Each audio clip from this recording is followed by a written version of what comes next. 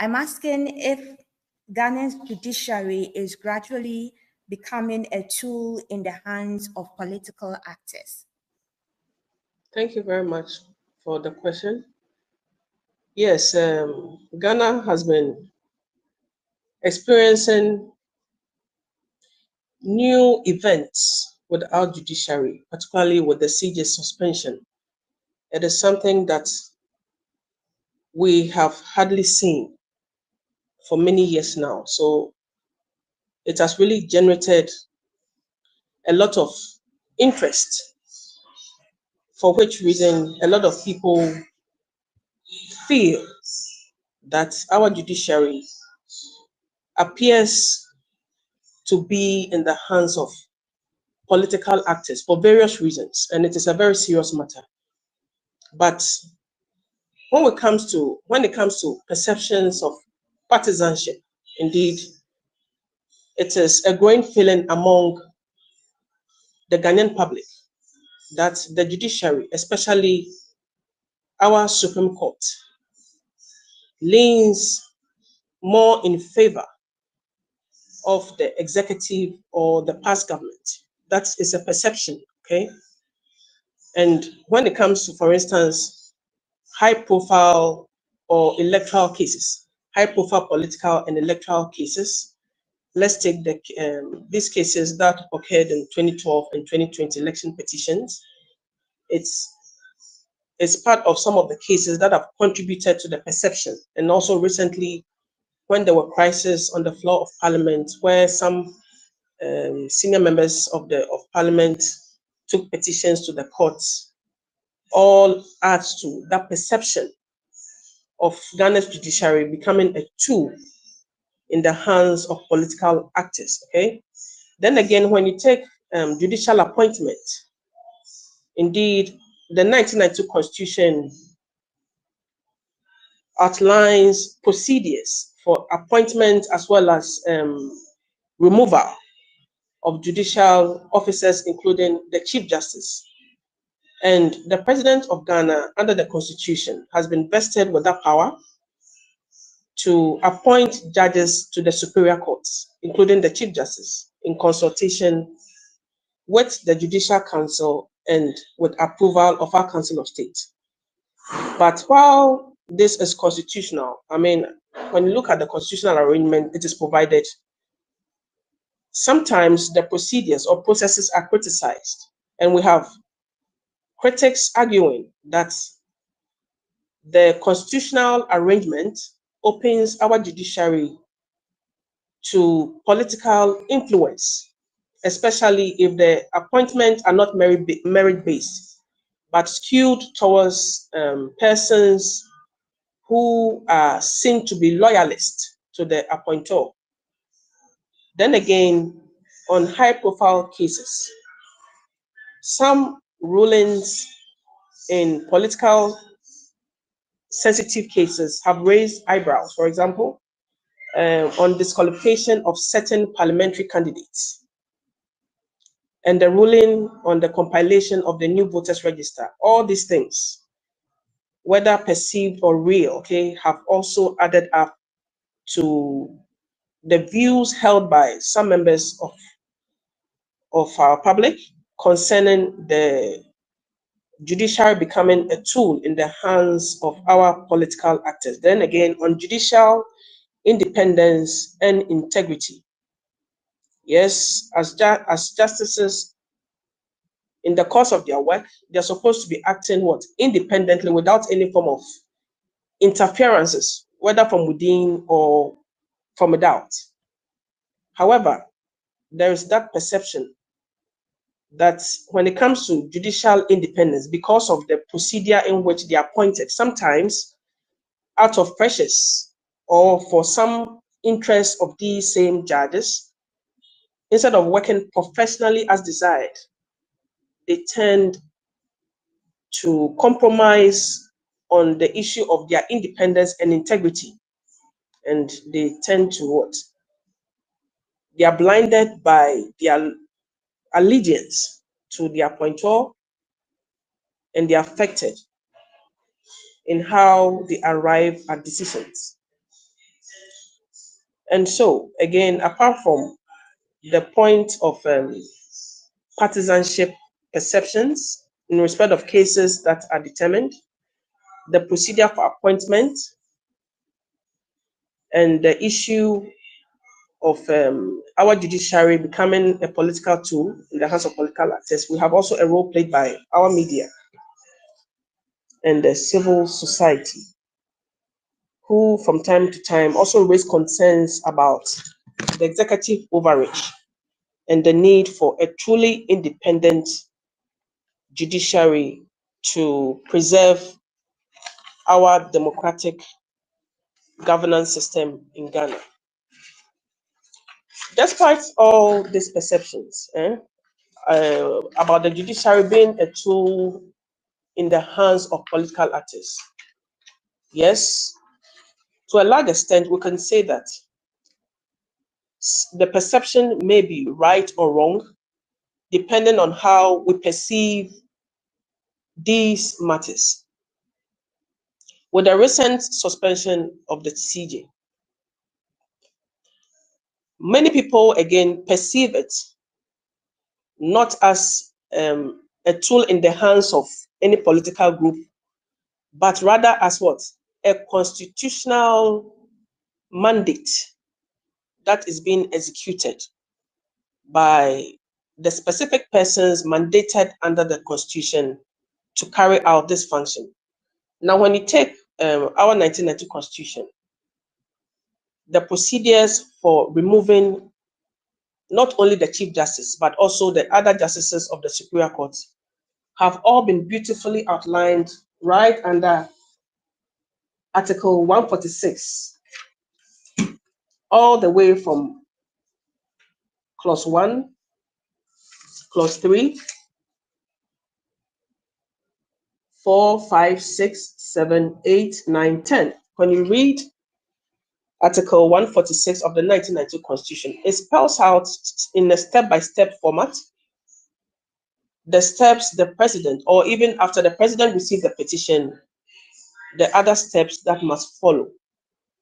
And since a petition concerning the Ghana CJ was presented to the president of Ghana, every step the president has taken so far, when measured in the light of the constitutional provisions and Article 146, as I mentioned, have all been what? Adhered to strictly,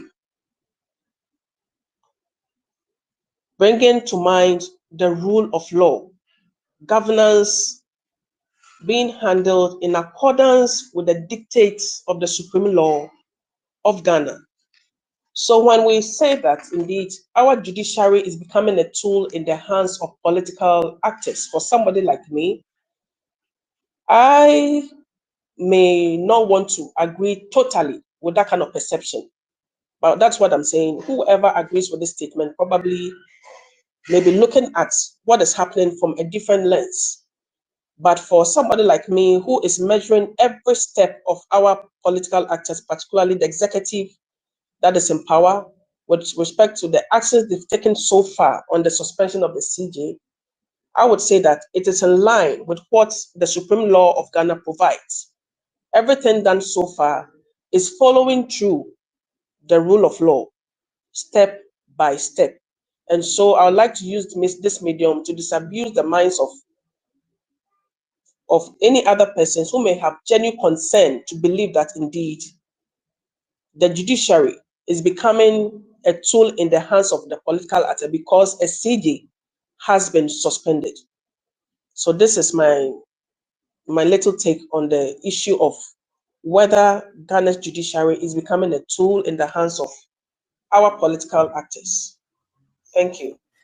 Thank you too, lawyer. So do you share in the notion that Ghana's judiciary has become a tool in the hands of political actors? I mean, we've heard Madam Kwainoe saying she doesn't agree with that assertion, but you representing a CSO, do you share in the notion that gradually our judiciary has become a tool in the hands of political actors? Thank you so much, and thank you for inviting me for this Twitter space. I am grateful. Listening to her, she's chronicled a lot of the reasoning behind why the perception could be influenced, or the perceptions have informed the fact that perhaps Ghana's judiciary is being influenced by the executive.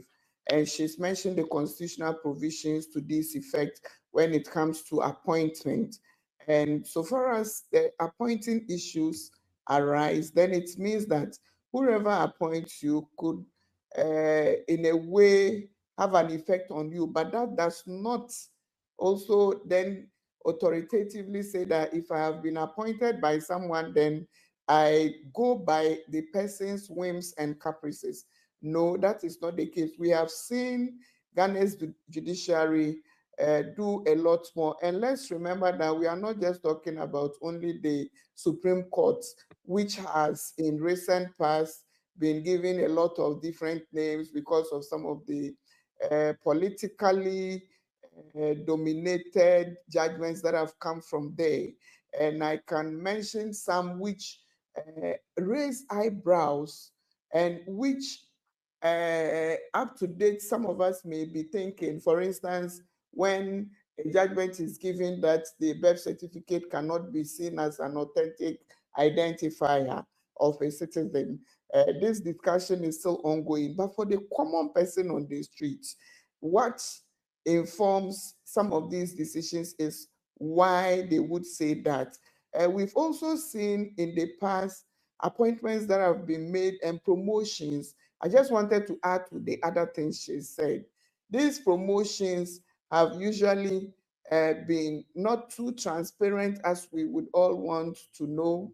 And just recently, when the current president has nominated some people, if you hear the narrative or the discussion in open space, is the fact that some people's has come, it's even long overdue because they were seen to even be trainer of judges and the rest. And so if such persons are not picked, then there is the tendency to believe that there are some forces that decide that when a certain character is believed to be aligned to a certain political position, then they do not get the cake, their portion of the cake when the time is due. And so this also fuel some of the issues we are talking about. When you come to look at issues around delays in high-profile corruption cases in the past as well, we realize that, and we have been at the receiving end of some of these. When we sent the case of the former Auditor General who was sacked, it took forever to get adjudication for us. We got judgment, but it was after the fact, even though it's setting precedent for us going into the future. Then we also see a lot of discussion, even from the judiciary itself, which has not inured to their benefit. We've heard former high-profile judges speaking against some decisions that have happened, speaking against the body of the Judicial Council and others. And these, for me, are very informative because it then tells us that some of the decisions that have gone on are not agreeable to some people, not just the citizen, but those who have studied the law and practiced the law and have gone into practicing as judges and interpreting the law for us. So if those who are adjudicating have issues, then it in the minds of people, it also becomes an issue. Then let me come to our civil society when it comes to some studies that we have done in the past, including the Global Corruption Barometer, which would ask, do you believe the judiciary, is there corruption within that space? They say yes. Do you believe there is any independence of the judiciary? Certainly, most people would say no because issues of appointments, the judiciary is appointed by the president, who is executive, and then they also look up to him. And so studies have increasingly also shown that in many of the instances, people believe that a high number, the Afrobarometer as well can be cited, that many citizens believe that the judiciary is in a way compromised because of some of the factors the Madam mentioned earlier and those I have added. So increasingly, the popular notion or the popular narrative is that Ghana's judiciary is vulnerable to executive manipulation, especially in matters involving political power, corruption, and public accountability. And this vulnerability stems from the fact that they are all looking up to the promotions and gaining high superior ranks as an institution or as professionals. So even though it may not be wholly true that every member of the judiciary, from the superior courts to the lower courts, are corrupt or are influenced by the executive, it is increasingly being demonstrated that in many of the instances, they are vulnerable to executive manipulation, and most of the time they fall for it. Thank you so much, Madam.